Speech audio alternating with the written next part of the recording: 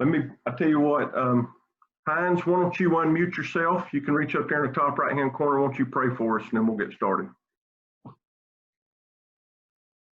Can you do it? You got it. Dear Heavenly Father, thank you for this day. Thank you for those that are gathered here.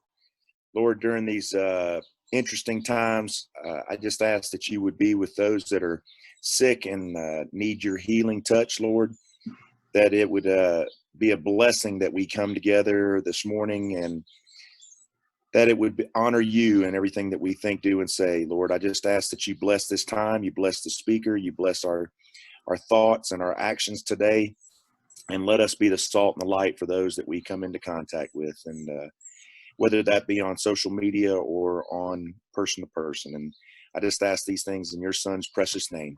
Amen. Amen. Thank you. You know, as I was trying to get ready for this thing, and we've been doing a lot of this, and I was trying to get us a special guest, and I know there's a few of you on here that's probably going to be too young to remember this special guest, because it's been a while, and they have excuse me just a second. Somebody's sending me. I must be doing something wrong.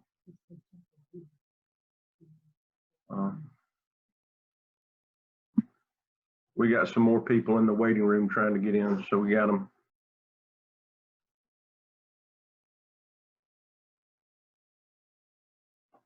There we go. But anyway, y'all some of you are probably a little bit too young to know this special guest we got. And it's been a while since they've been on the scene, kind of out of the picture as much. And but some of you are too young to remember the rock legend Alice Cooper. You know, got saved a while back, and I invited them to come on and share their testimony and so I'm going to share my story a little bit on how I got saved. And, you know, I used to be Alice Cooper in another life. I just wanted to give you all the pleasure of this special guest. I'll give you all the opportunity to ask me questions and stuff before it's all over with. All right. I'm just kidding. It's really me, Robbie. I'm going to introduce that special guest in just a moment. But let me read something real quick to y'all that God's, he's been showing a lot of different things to me, or revealing a lot of new things to me. I'm going to read this out of Proverbs 3, starting in verse 21. It's talking about wisdom. It says, "My son or my child, let them not vanish from your sight. Keep sound wisdom and discretion, so they will be life to your soul and adornment to your neck. Then you will walk in your way securely, and your foot will not stumble. When you lie down, you will not be afraid. When you lie down, your sleep will be sweet. Do not be afraid of sudden fear, nor of the onslaught of the wicked when it comes. For the Lord will be your confidence and will keep your foot from being caught." I just thought that was cool how it's just talking about, you know, seeking wisdom and knowledge and keeping that in our hearts. And we all know the beginning of wisdom is the fear of the Lord, and the fear of the Lord is, you know, just hating the things he hates and obeying him. But it's just cool how that our sleep will be sweet. And there's so many people that are in fear right now. But if we know the Lord and we trust him and we have him, we don't have anything to be afraid of. Everything will be good. So just keep that in mind, and I hope that gives you a little something to, maybe you'll go in and spend some time reading a little bit of that right there. But this special guest I wanted to share with y'all, I don't know if how many of y'all knew of Chappie Hines. He used to be the chaplain for the Georgia Bulldogs. Was really a cool guy. If you've ever been around Chappie, or if you've ever been in the same stadium with him, you've heard him probably at some point or another. He's kind of loud. He's not any relation to David Hines, but they do speak on the same volume. But you know, he is just a man of God, just a great guy. And he was on staff with FCA for a while, up until recently. He went back in law enforcement. He used to be a Marine. That's probably why he's loud. He can't hear. But anyway, I don't know how much you know about him, or if you ever got to spend any time with him, but he was able to, or is related to a certain guy that we asked to see if maybe he would come and be a part of our time today. And so I'll just shut up just a moment and ask Coach Richt if he might share a little something with these coaches that we have here today. And Coach, knowing what you know about these coaches, these high school coaches, them being underworked and overpaid the way that they are, because we know they all got into this business for the money. Just didn't know if you might have a word of encouragement for them and maybe share with them anything that God's maybe revealed to you during this time of shelter in place that we've been a part of. And then if you don't mind, maybe I'll ask you a couple questions and then sure, they want to ask a few. And listen, if any of y'all want to ask any questions in a few minutes, I'm going to ask you just kind of wave your hand in front of your screen and I'll unmute you whenever that comes up, okay? All right, well, Robbie, I appreciate the opportunity to be here this morning. And I'm an hour earlier, so I'm in Central Time. Now, I'm not going to be crying about where I'm at. We're sitting on the beach here in Destin. Catherine and I decided we had been renting a unit for a while, and then we said, why don't we just move in it? It's so beautiful here. And so shelter in place has been on the beach with my beautiful wife. So it's been actually pretty awesome. So I can't sit here and commiserate with anybody right now personally, but I do know what it's like to, try to put a plan together and then all of a sudden everything changes. You might be in the middle of a game and you think you have this opponent figured out and you got your plan of action, and then all of a sudden something totally different shows up that you had no idea to prepare for. And then all of a sudden you got to make adjustments on the fly. And I know it's just an analogy and it's not real life, to be in those games, coaching and strategizing and all that. But it's kind of like what everybody's going through now in life with, everybody thought what the next day was going to bring, and then all of a sudden it didn't. And still the uncertainty of the future is tough. I'm sure the times of, I don't know who's involved with all the spring sports, probably everybody. And somewhere along the line, the season ended abruptly, or the season you're about to have, if it's football, will we even play football? Will we play the fall sports? Will we even have school? Will we have students? I mean, that's something that is very uncertain. And then, where's the money going to come from? And, there's just so many things that so many people are going through right now. Just something as simple as, making sure you have enough things from the grocery store or even medicine. I had a heart attack a while back on the 21st of October. And, there's a little mix up with some of my meds, and can we actually get them delivered on time and all that kind of thing. Just all these little things that come up that, can get you worried a little bit and get you down. You need what you really need. Like for me, obviously, I do spend time in the Word every morning, and that's very, very helpful. But what's also helpful is having a wife or having a spouse who loves the Lord just as much as she, loves the Lord as much as you do, and loves me to where, she'll give me that good word when I need it. And hopefully I can do the same for her.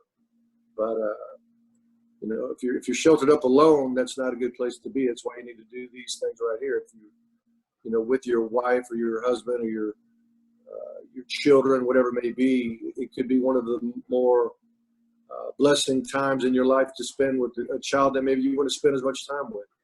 I know me as a coach, if I'd had just 3 months of just being dad, right in the heart of having those children, it had been such a blessing. We've been going through all of our old pictures, just boxes and boxes of pictures. It's amazing. Of Florida State, Georgia, of our family, of my wife's family, of our each child has a big box of pictures. I mean, so we've been going down memory lane, but it'd been nice for me. And I'll be honest, there was a lot of pictures. I said, I don't remember that. Either I had a bad memory, I wasn't there. And it probably have been a blessing for me to be there a little bit more than I was. How's Catherine taking the retirement and kind of moving? I know that we used to see her a lot on the sidelines, serving those boys and everybody. Yeah, she was a water girl for years at Georgia and at Miami as well. And she loved that role, but I don't know if anybody knows or not, but she worked her tail off. She didn't just show up in the water when the game kicked off. She'd be there 6 hours, before the game and doing all the prep work with everybody else. But she loved to serve and she enjoyed that. But we've both enjoyed the retirement aspect. We've enjoyed spending time with each other. We've enjoyed, not having the weight of the world, so to speak, on your shoulders, or being, the first lady of Georgia football, the first lady of Miami football, and the responsibility that you have to your staff and your players and all that. Catherine went far above what she needed to do to help build family and unity with our staff. And some people have accused us of caring too much. That's your problem. You care too much. And when you care too much, it hurts when things don't go well, and it hurts if some of your staff members going through something, or it hurts if you lose a staff member, so we both we're living it together, and in a very high pressured situation, and now we're in a situation that's not so pressured. Coach, I think you probably know as well as anybody does that you'll never go wrong investing in people. And those that may think that you care too much, or that's just coming from ignorance, in my humble opinion. Yeah. I never got mad. I never got offended about being accused of that. I was like, if that's what I'm getting accused of, that's not a bad thing. Well, I noticed you kind of ripping down, and you've been part of a new program. I think you're about the weight of my high school graduation weight rate now. Well, I weighed 251 pounds on the day that I had my heart attack in October. And I had already started actually a routine with my son, John, and it's called D1 sports training, but they have a hybrid program that has a health and wellness aspect to it, how to eat, how to do this, that, and the other. So I'd already been on that like a day or two. And so I said, well, it's probably a good reason to stay on it. So I actually followed the directions for the first time in a long time. And I actually dropped down to about 205 pounds in less than 3 months, just by eating right, walking, doing nothing too super strenuous. And the food part was very, very reasonable. I just stuck to the plan, so to speak. And now I'm back up a little bit, but I'm thinking between 210 and 215 is better for me than the 205. I was probably getting a little too frail there, but I feel good. I've been, Catherine and I, the D1 program actually, we get on the internet and do classes with my son and Fred Munsenmeyer. If anybody remembers Fred Munsenmeyer, fullback I had at Georgia years ago. We're in partnership with him on this D1 venture. But anyway, I have dropped a few, and I feel better, no doubt. We got I think Coach Hal Brooks is on here somewhere. There he is. Coach Hal Brooks, wave your hand in front of you. I think he's dropped over 100 pounds and done a great job. We got a number of coaches that have been on here some things, but 190. 190. Yeah. That's amazing. Thank you. That's amazing. We got just so y'all know that y'all can follow Coach Richt on Twitter and Instagram and all that. He's got some stuff on there. That's how I saw it, that where he's doing that D1 thing that he's doing. I imagine, Coach, and a lot of these coaches understand it too, especially in season when you're stressing out and you got a lot going on. Diet is the last thing y'all are thinking about, and people are, late nights after the games, people are showering with food and walking there, and everything's there. It's just kind of hard to make good decisions during that time. There's no doubt. Well, I mean, you should get enough sleep, which we don't. You should get enough rest, which we don't. You should eat right, which we don't. You should exercise on a consistent basis, which we, or at least I didn't, during a lot of the times that I was coach.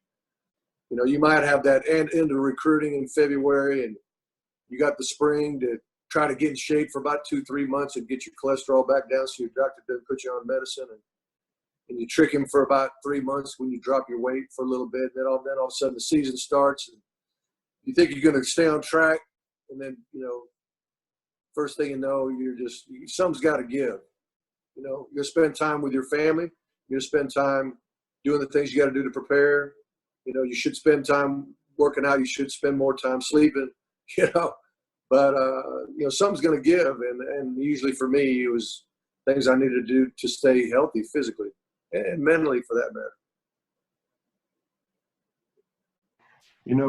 I'd like for you, if you don't mind, a lot of times we try to talk to coaches and share with them that, especially when we're meeting a new coach or a coach that we haven't been involved with their team with as much. And I like to say that, they're constantly, meaning you and other coaches are constantly pouring into other people's kids and that aren't their own, and pouring into other people and other coaches. And of course, as a head coach, you become really a coach of coaches as opposed to a coach of players a lot of times. But and they're constantly pouring into other people. And then I like to say that when it comes time for them to start taking a drink out of their own cup, they find out it's empty. And I ask them, to allow us to fill their cup up so that they have something to pour into others and to other players and all, and even to their families.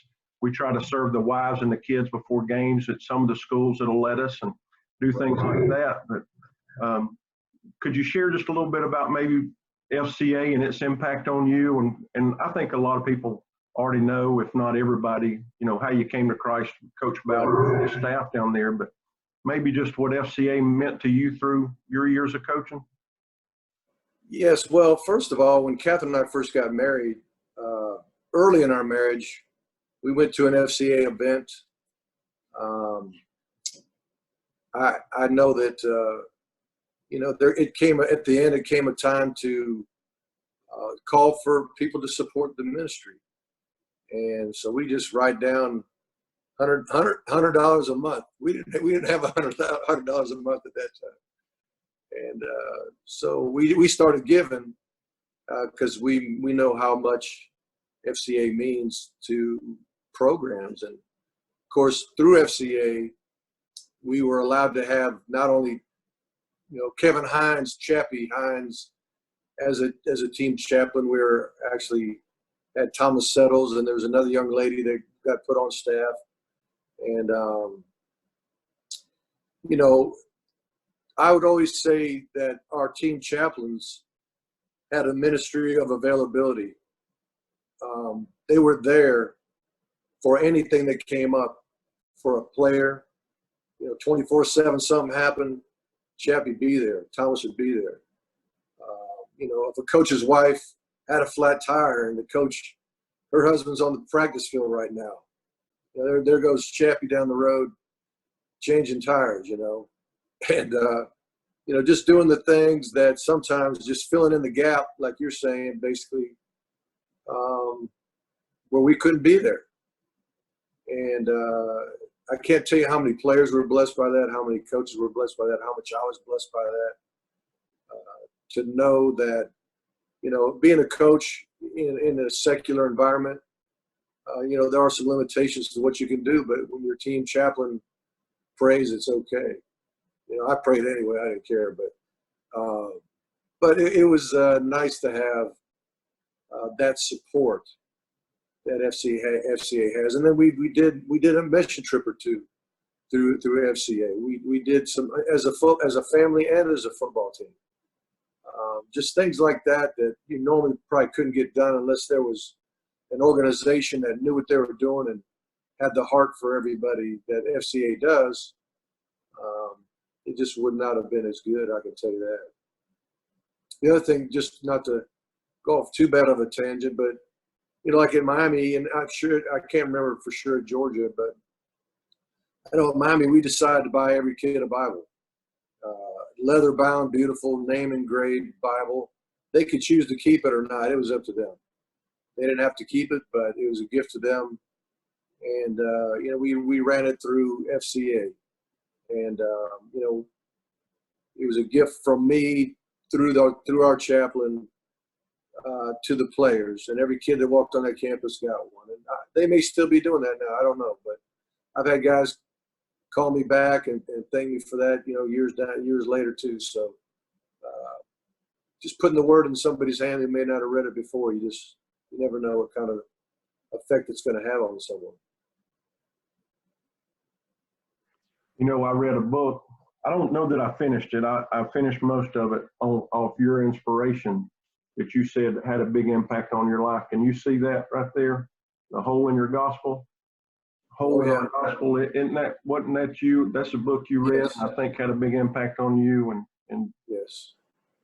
You can't read that book. Don't read it if you don't want to be changed. It's very, very, I don't know, it just touched my heart in a way that no book I can think of did other than the Bible. And it got Catherine and I doing some more things, just trying to help the poor around the world. What was the name of that? World Vision, through World Vision. And, we're not as involved now, really not involved quite much at all, but in that right this minute, but for years, we got going on that too. Tell her not to be bashful. She's got as much as we like you, Coach, she does have a lot prettier of a face than you do. If she wants to make an appearance, I'm not gonna put her on there. She'll get mad at me right now, but yeah. She's been trying to whisper some things to help me out as I'm stumbling here. But so if you hear a little voice in the corner, it's Catherine. This voice, she's made an appearance and she's letting me know what to do. She's tapping on my leg and whispering in my ear and telling me what I need to do and say. So the only thing I can't do that she's really wanting to do is look a little bit better and grow some hair and lose weight during this Zoom call. That's right. So if it's okay, Coach, I'm gonna, if anybody wants to ask a question or whatever, I'd like to take a few moments and let them ask you a question. Sure. Y'all be patient with me. I'm trying to get my screen back. Catherine said she was my helpmate, which we all know. That's what we need bad. Helpmate, master boss, it's all in the same kind of vein, I think. Oh, yeah. Coach, I've got a question for you. A lot of times, and I've only been with the ministry a short time, in talking to coaches, I'll hear about one or more coaches that showed Christ without saying Christ. Who in your life was that person, or did you have somebody like that? Well, Coach Bowden, other than my father, was by far the most strong male figure in my life. But he said Jesus. He lived it, and he wasn't afraid to let it come out of his mouth. But I think if you live a life that represents Christ, and if your heart is and your motivation is coming out of the love of Jesus and wanting to please God with how you live your life, whether you say Christ or not, I think people will see that. And they may not know what it is. Sometimes that's the most powerful ministry there is to get somebody to ask you, why are you different? What's different about you? And then you can tell them, rather than trying to tell them and they see you looking the same as everybody else. They don't see the value of it. So, the goal, even as part of our mission statement that I had at Georgia and Miami for our coaching staff, part of it was not only to do all these things to bless our players, but to also live in such a way that we won't destroy anything we're trying to build. Be a good example of what we're trying to teach. And I've had a lot of young men just watch me love my wife and my family and just say, I want that. And that's probably the greatest thing that you could give a young man is the desire to be a good husband, desire to be a good father, and obviously the desire to follow Christ, because that's, people always want to talk about how to change behavior, and you can set rules to make guys do what you want them to do. If they want to play bad enough, you can make them do certain things, but they'll never really change until their heart changes. And once their heart changes, then their behavior changes. If the heart doesn't change, they can fake it for a while, but they're just going to go right back to what they've been doing in the past. And until there's a change in someone's heart, in someone's spirit, then the motivation won't be there that you need to really love God the way you need to love him. I mean, if your goal is to love God and live a life that would make him happy, well, how do you make God happy? Well, you obey him, just like a father wants his children to obey. That when my kids obeyed me, I felt loved. And I think when we obey God, we show God that we love him, and he feels that and he loves that. And I think that's the most important goal that I ever had in life since 1986 when I came to know Christ was, just start walking and, be willing to do whatever God asked me to do, and try to live a life that he'd be pleased with. And when you're a believer and you start going down the wrong path, you're not comfortable. And the reason why you're not comfortable is because your spirit has changed. You're the new creation. You're not comfortable in sin. You might have been comfortable in sin prior to becoming a believer and not thought much about it, but all of a sudden the same things you were doing bother you now. What happened? Your spirit changed. You're the new creation in Christ. And, so, get your heart right, and your behavior will follow. You won't be perfect by any means. I know that. I can attest to that. But your behavior will change on a consistent basis, not a perfect basis. Coach, we go in, and there's a lot of times that a coach will just they'll come in and say, hey, yeah,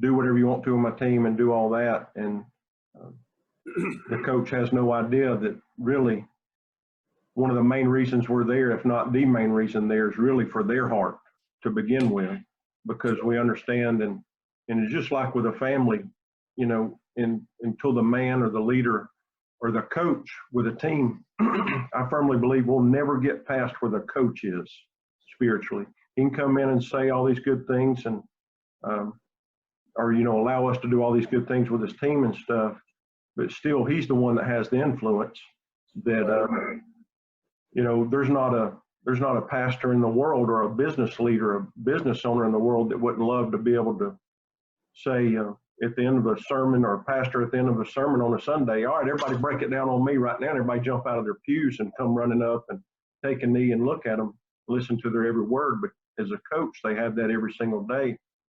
And I just believe that we can't get past where the head coach is and the assistant coaches as well. And I know that you've had a lot of experience with different coaches around you and all, and you're not going to be around everybody that's perfect, but just how do you do it, especially with the pressures that's been on you? And of course, well, I'll shut up for just a second and just let you answer that. Well, here's the deal. In the end, which again, October 21, I thought it might have been the end.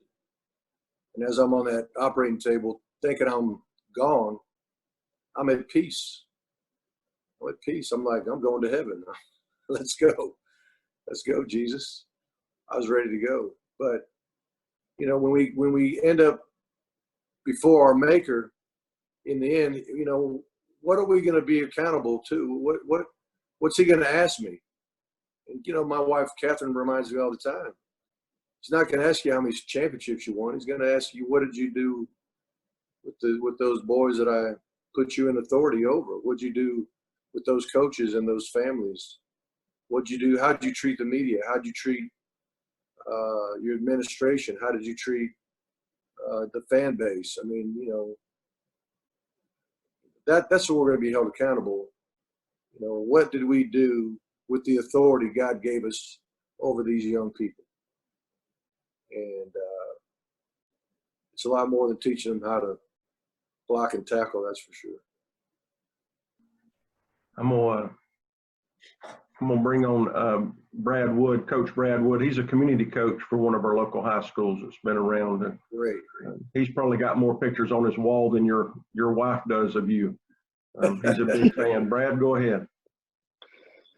Coach Richt, I got to see you back when you were at Burnt Hickory Church about a month or so ago, and I told you then, and I've got a unique opportunity now. Probably the three people that are on this video chat right now are the reason why I got into doing what I'm doing. That's, of course, Robbie with FCA, and then Coach Hines from North Paulding, and you. Y'all are probably the three reasons. If it hadn't been for your influence on my life, Coach Richt, to want to get into this, and then Robbie and Coach Hines came to my church that I was going to at the time, probably now about 7-8 years ago. If it had not been for y'all three, I probably would not be in the position that God has put me in if it hadn't been for y'all's influence. So I don't really have a question, because Robbie's not kidding. If I go right down these stairs, I could probably show you 2 or 3 pictures. One where I got to meet you when we during the men's clinic when Schottheimer was there with you at Georgia. So I mean, I just more or less don't have a question. Just want to make a statement. I want to thank you for being a blessing you've been in my life to want to get into sports, especially getting into sports that and serving at my alma mater at Paulding County. So I just want to thank you for the man that you are, and thank you for everything you've done for all of us. Well, I appreciate that. And have you figured out how to corral all them little guys yet? Lord knows. It's been at times it can be a little troubling, but most of the times, especially right now, I'm single and living a pretty good sized house. So right, going from work to coming here now, it's not like going to the field. So I've definitely said that I miss that. So I can't wait until after this is all over with so I can be back with my guys and girls. But I also coach track. Oh, do you? Yes, that's sir. awesome. Well, you know, the grassroots coaches, the coaches that coach the really young, it's just amazing what influence you have too, and how they just want to please coach, and it's so healthy for them to learn to be under God-fearing authority, and not just some coach is gonna. You know, some coaches are winning at all costs, you know, even at the very youngest age. It's just they rob the joy of the sport from the kids sometimes. And someone with the right spirit can make such a huge difference. You know, when I coached at Miami and recruited the kids from Miami, they all, you know, they got their park league coaches, and those coaches had more influence over them than their high school coaches when it came to deciding what school am I going to go to. I mean, we went to the parks all across Dade, Broward, and Palm Beach counties, and those coaches, it's amazing the influence that they have on their former players. And my players in Miami, if they knew I was going to their park, they couldn't wait to throw on a Miami jersey and go talk to those kids. They loved their experience. So what you're doing is a big deal, I can tell you. Coach, to clarify real quick, Brad is a community coach. Coach Spence, Van Spence over at Paulding County High School, he got on here a little bit late, but sure. Brad was one of our chaplains, which, you know, we're calling character coaches now over at Paulding County High School. And then Coach Spence let him come on as a community coach with the football team over there. And now he was with the baseball team too, but now he's stopped doing the baseball team and he's with the track team over there. Oh, I got it. So that's I gave my best youth league sports speech. That was amazing. it inspired me though, Coach. It sounded good. It's I didn't true. realize until after you started talking that he was that what I said I probably didn't clarify. But, That's all right. he does have a lot of younger kids around him though, because he's got a lot of nieces and nephews that he helps coach. No doubt. Hey, Coach, this is Mike Morris, campus ambassador at North Paulding. You've coached in a lot of high-profile jobs, and so a lot of people know your face. But what was it like starring in a Star Wars movie with Chris Conway when you were at Georgia? Yeah, I mean, it was just an honor to be involved with that. I mean, Chris was a world-renowned director and, just a household name across America. And the little video he put together on campus at Georgia was, I think it won an Oscar. So I couldn't remember what best short film or something like that. Just to do a small cameo in that. I was thinking the only movie I did was Facing the Giants, but you're right. I had a big part in that movie that Chris made, so it was a lot of fun. Now, Chris, as we all know, he's a gem. He's more than football. We all knew that from the very beginning. Even like a kid like Malcolm Mitchell, they're going down the same road, ends up writing a book while in college or shortly thereafter, and Chris, of course, is making movies. So those guys are not only awesome receivers but awesome people. Mike Morris that just asked that question. He actually coached Chris at North Paulding High School. He's since stopped teaching, and he homeschools his kids. And now he's one of our campus ambassadors. He's up at North Paulding High School where Chris came from, and he serves the coaches and athletes up there now, just on staff with us part-time. That is awesome. Any of you other guys, coaches, or anybody got any questions y'all want to ask Coach?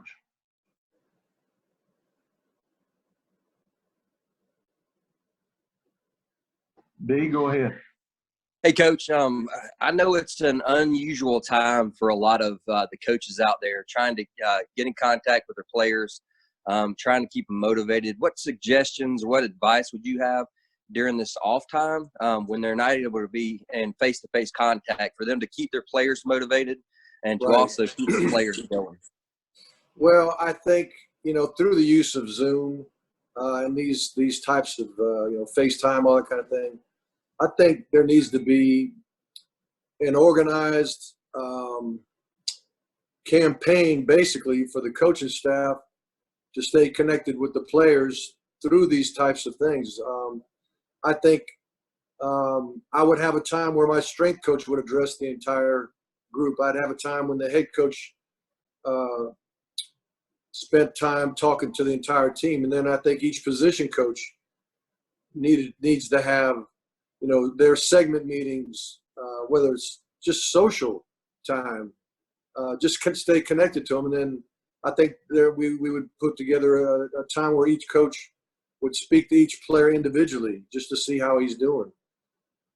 Possibly get reunited with his family. I mean, you recruit these kids and you get to know them in college anyway, and you get to know their parents, and all of a sudden you get a chance to reconnect with the parents. Because one thing that every human being, but these players in particular, they really want to know, Coach, do you care about me? You care about me. Well, you can say you care about them, but if you show them you care about them by taking time to connect with them, and make sure they're doing okay, and encourage them to do whatever they can to stay in shape, and do whatever they can to keep from just going places they shouldn't be going or doing things they shouldn't be doing. Just accountability and giving boundaries to people, especially players that you're in charge of. It shows you love them. A lot of kids think they don't like boundaries, but boundaries give them security in that someone cares enough about me to try to keep me straight. And if they, you know, they may not like it sometimes, just like raising kids, they don't like it sometimes, but when they grow up enough to figure it out, I can't tell you how many former players I had that became coaches and just, they'd call me and just start apologizing for what an idiot they were during the time that they were, you know, in college. But it's a great thing to love them and for them to know you love them. And then you have a friend for life. I mean, when I had the heart attack, I had 550 text messages, and half of them were former players, and maybe more than that. But, you know, from Florida State, from, you know, 30 years ago, from 15 years ago at Georgia, from a couple years ago at Miami. Just, it was really a blessing. But it's because, you know, they showed they care because I showed them I cared. Our staff did the same.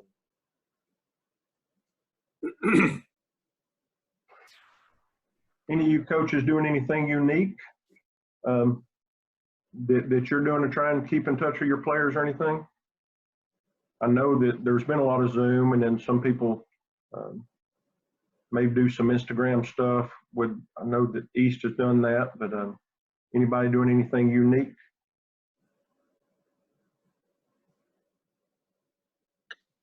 Robbie, I'm trying to find a way with all these seniors that are not going to get graduation right now, that are kind of struggling. I started it when my nephew last week, where I'm trying to get on doing the Facebook Live thing, which I don't like doing those things, but trying to find a way to just say a little word about some of these kids, and trying to every so often just trying to honor them in some way.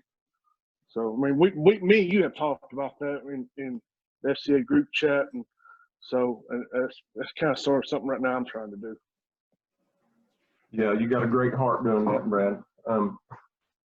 Well, if nobody's got anything else you want to ask Coach of, or ask of Coach, then I want to let him go, and then I'll share with y'all just a couple minutes. And Coach, you're welcome to stay on. We're probably not going to be another 2 minutes, 3 minutes, but all I'm going to do is just share with them what we're wanting to do to try and recognize some of their seniors, like Brad's talking about right there.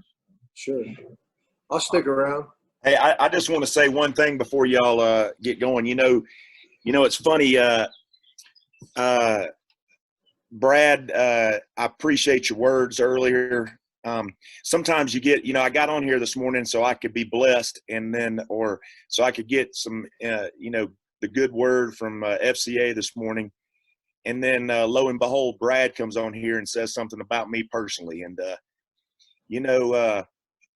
it's the true meaning of what God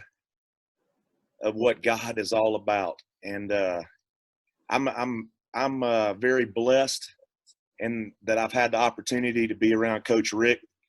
The last time I got to speak to Coach Richt, I was his personal driver for the Chick-fil-A Bowl.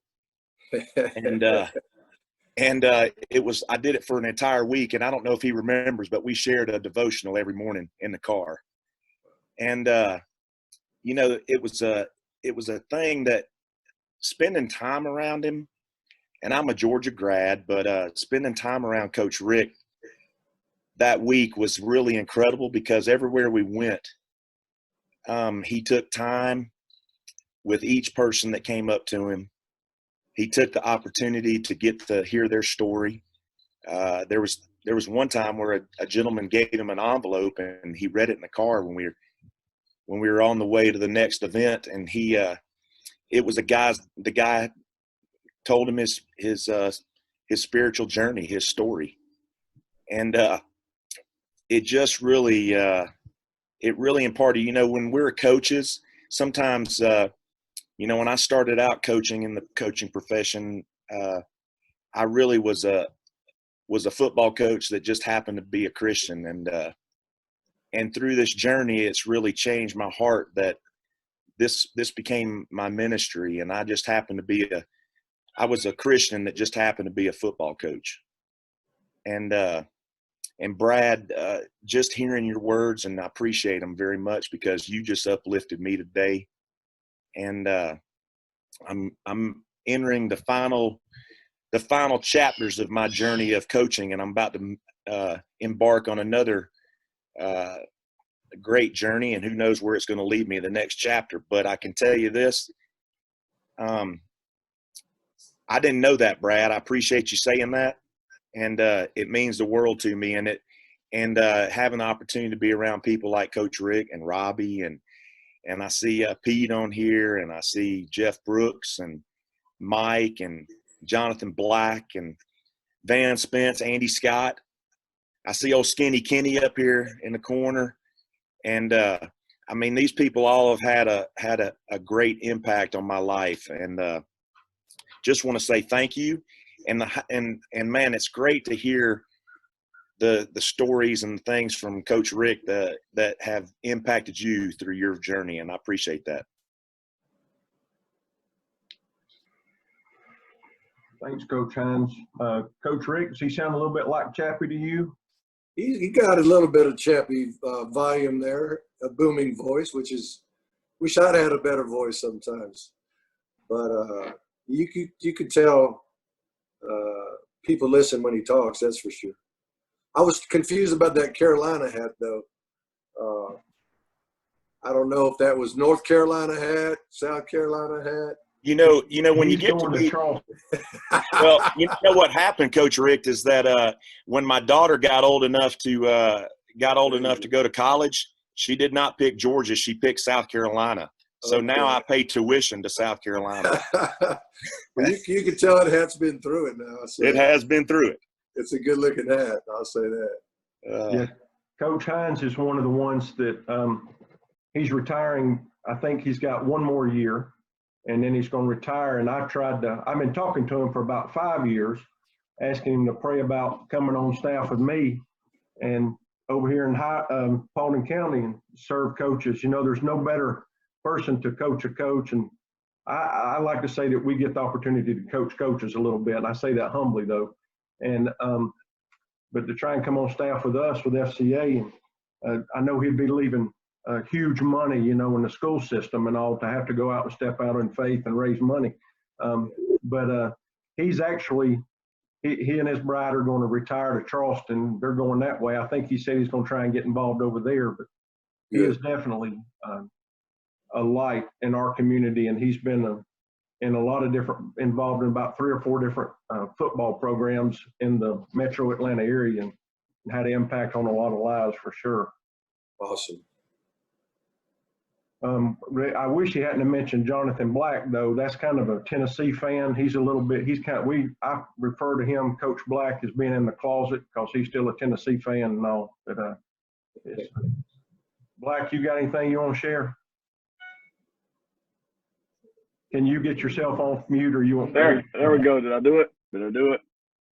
Unfortunately. I always tell people I am a Tennessee fan, but I'm a Mark Richt fan. So, I mean, that kind of throws things off because, you know, it's kind of hard to be a Tennessee fan and a Mark Richt fan because, you know, well, we had a lot of history there. But anyway, no, I'm a huge fan because to me, I feel like X's and O's are something that, like, you know, can be – anybody can learn X's and O's, but how to learn to be a father, how to learn to be a good man, learn to be a good coach. As far as coaching to me is not just X's and O's. And so I think that you have set the bar on that, Coach Rick. And that's one of the things I learned. I took my wife, we went to a Carson Newman, the Ken Sparks Coaches and Wives Clinic one year, and you spoke up there.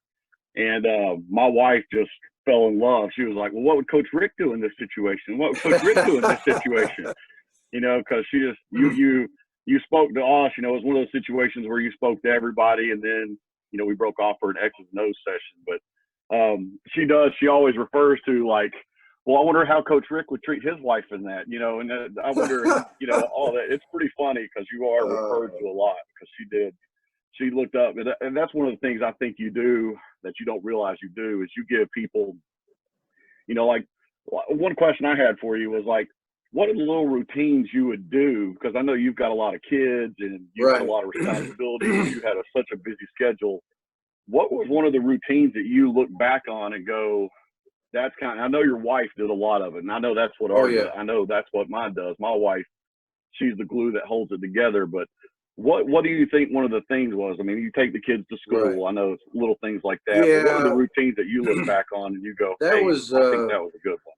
That was probably the biggest thing that happened as far as family during the busiest of times. As a matter of fact, in season, we were more consistent than out of season. And what I'm talking about is, you know, when I worked for Coach Bowden at Florida State, he would always ask us the question, when are you going to see your children? And it wasn't like Thursday night, family night. I mean, it was like every single day, when you go see your kids? We're either going to see them in the morning or we're going to see them before they go to bed. We're going to see them every day. And so we decided as a staff not to start our meetings till about 8:30-ish, something like that. So that allowed me as an assistant coach to get up every morning, have breakfast with the family, have a family devotion, put the kids in the car, drive them to school, and just get a chance to do spelling words or whatever it is, or just try to keep the peace during the car ride, and then go to work. I'd have them dropped off by 7:45 or whatever it was, 8 o'clock. I can't remember over the years, but so there was a consistency of them seeing Dad every day, and of us getting in the Word, you know. And then when kids reach a certain age, they might allow them to be a ball boy, or our daughter helped be the water girl with Mama at one time, or when they're old enough to travel, I'd have my traveling buddy, because we'd always spend the night out the night before the game, whether it was a home game or away game. We'd go off to a hotel somewhere and sequester the team and all that kind of thing. But I would always bring, you know, when John was old enough, John came. Then David, when he was old enough, he would come. And then Zach was old enough, he came. You know, and so you'd have your team meal or whatever, and talk. I might talk to the team, and then I'd have, you know, a couple hours to watch a movie or just hang out with my kid the night before the game. Catherine was constantly bringing the kids to practice. We did have a family night every Sunday. We had every coach, his wife and their family, come together for a meal. Catherine was constantly doing things with the wives just to build family and build community of people caring for each other. And of course, you know, Chappie was in the middle of everything, and his wife Mickey, who's my sister, actually. That's the only way he got the job, by the way. No, I'm just kidding. Chappie was awesome, but anyway, those are some of the things that I feel like we did right. You know, there's a lot of things that we probably didn't do so good. I remember at times I might have enough time at lunch when I was at Georgia, and I'd drive to the school real quick at Prince Avenue before Prince Avenue moved, and it was just a few blocks down the road. I'd go to one of my kids' class and knock on the door and let the teacher, you know, get the teacher's attention and just hug my kid, and then they go back to class, and I'd turn around, turn around, go back to work. You know, just any little thing I could do to make a difference, we try to do that. You know, Coach Black has been able to have the unique opportunity. He coached his son through high school, and now his daughter, another incredible athlete. It's her senior year. Of course, she's missing soccer, and I guess it was just soccer. Y'all finished basketball, so she's missing her senior soccer season. She's going on to, I think, Berry College. Shorter, I said. You misunderstood. And you know, but he's been able to coach her through it all, and it's just really been cool to see him. And he does the same thing, you know, as far as the breakfast and stuff. I've tried to get him to come to coach's Bible studies over the year and all, and either he was lying to me and sleeping in and saying he was eating with his kid. No, he would have breakfast with his family every morning, especially when his son was still at home. And of course, he's graduated and gone now. Cameron's about to, but he's had a unique situation himself to do that. Yeah. Yeah, no, Chick-fil-A has always been a great meeting place for, I think there was a time too when, you know, you have your family as your breakfast as a family, but then I think one day a week or every other week or alternated, I'd take one kid, because we had 4. So we have some one-on-one time too, just, you know, take them to Chick-fil-A and drive them to school separate, you know, and just spend some one-on-one time. And it doesn't seem like a lot, but if you do it on a consistent basis, the kids don't feel like, where's dad? Well, they see him every morning. And so it worked for us. Well, I appreciate it. I think it's been a huge testament to you, and I think it's a huge testament to all these coaches. Is you didn't just teach us X's and O's. You taught us how to be men, how to be fathers, and you know, you show your weaknesses, you show your strengths, and I really appreciate it. You really don't know what kind of impact you're making on. I know you make a huge impact on kids and through FCA and all that, but you know, for men like me who just are just trying to be a good person, you have a tremendous impact on people like that. I'm not sure you realize how much of an impact, but we really do appreciate it, and it's very, very much appreciated. Well, thank you. You that encourages me. Coach, what are your kids doing now? You've also got, you named the boys, and you've also got Anya, I think now. And what are the kids? I think Anya's at Georgia, and we know that kind of personally. You see my favorite daughter over my shoulder here. I saw that. She is. This is Caitlin. She's at school in Athens, and back last year when she first started, she's in the physical therapy assistant school over there, and so I reached out to some FCA staff trying to find her, anybody know of a place where she could live, because we probably make less money than coaches do on staff with FCA. So reached out to Chappie, and Chappie's like, yeah, man, she'd come live with us. You know how he is. Come on, won't cost you. He's got it set up. He said, well, let me just confirm with Mickey and make sure.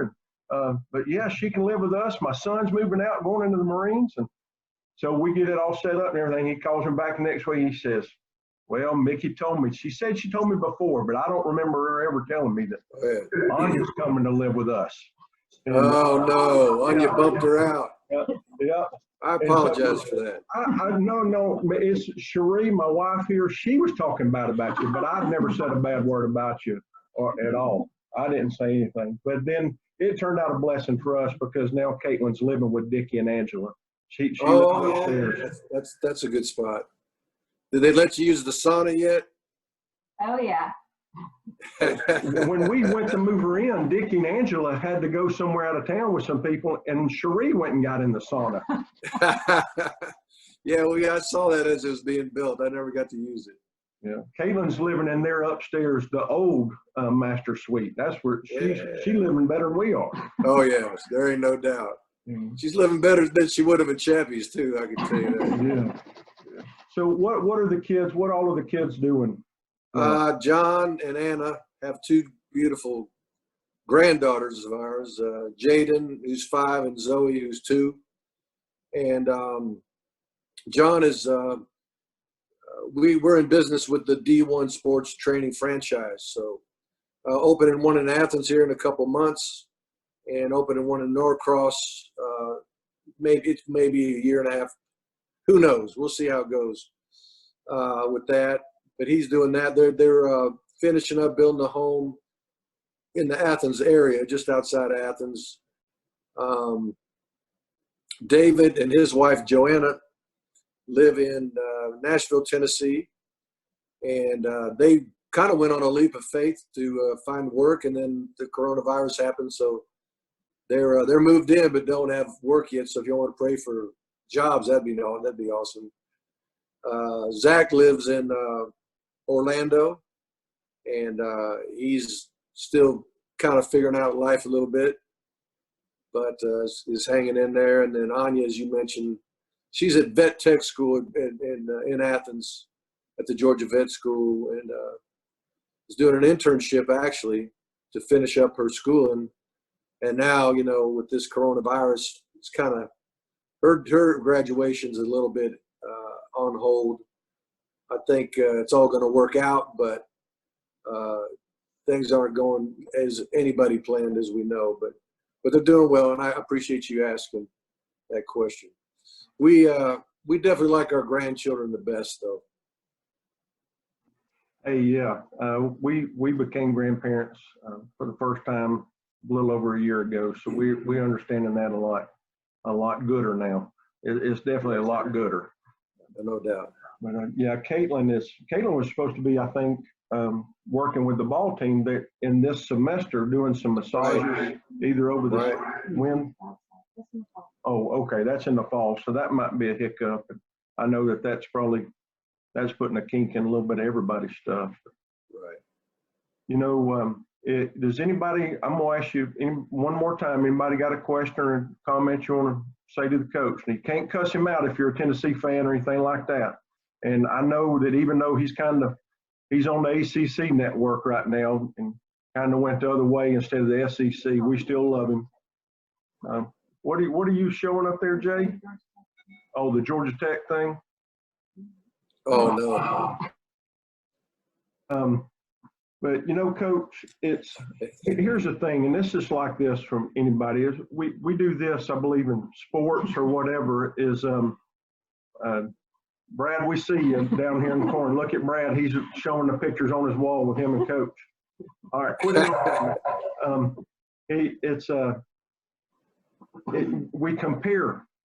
As competitors, we tend to compare anyway. We tend to compare as human beings, period, for some reason. And, you know, we and these coaches also, they kind of look at you and those that have made it to your level and gone through that and really and truly, I believe that you've reached the pinnacle. And as far as being a high school or D1 coach, and I know there may be some that aspire to be NFL, but really and truly, especially in the South, the pinnacle is a university coach and especially a head coach of a major university. But to compare ourselves and to you and think that, man, it's so much greater and all, and forget that you have most of the same issues that happen down here. They're usually probably on a larger scale.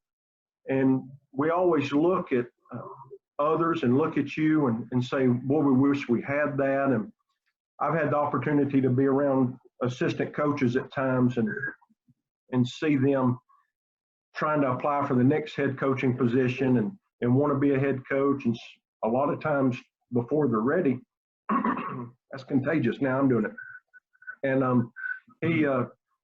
and I like to tell them, I say, look, you know, the grass may look greener from here and on the other side, but a lot of times it's growing over a septic tank. Because the things that you get into as a head coach, and I see Coach Hines nodding his head, you know, he's experienced that at times and doing it.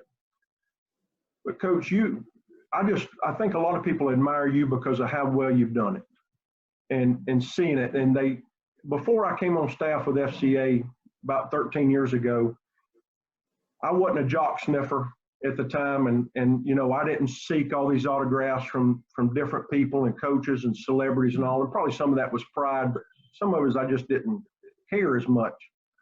But when I started hearing men's testimony and coaches' testimony like yourself, knowing what the impact a coach had in my life, and you know, I'm a college dropout, so it's, you know, once I stopped playing ball, I stopped doing anything else. But you know, the coaches that had an impact on my life, and then seeing that, and then listening to you, people like Steve Bartkowski share their testimonies and stuff, you made me become, I was desirous of trying to know more about coaches like yourself and athletes like yourself that actually stood for something. So I just want to thank you. I mean, heck, just this is indicative of who you are by being on here today, to humble yourself and come and spend time with us. And my wife and probably Miss Catherine probably too, you know, she probably humbles you a lot and reminds you, you know, who you are. Keeps me straight. Yeah. And but I just really appreciate you doing this, and just we are praying for you. In fact, before we get off this, we're going to do a prayer and pray for your kids. And if there's anybody that's got something just real brief, a special or an urgent prayer request y'all want us to lift up, just I'm going to give you 5 seconds to respond. If not, I'm gonna pray, and we're gonna get out of here.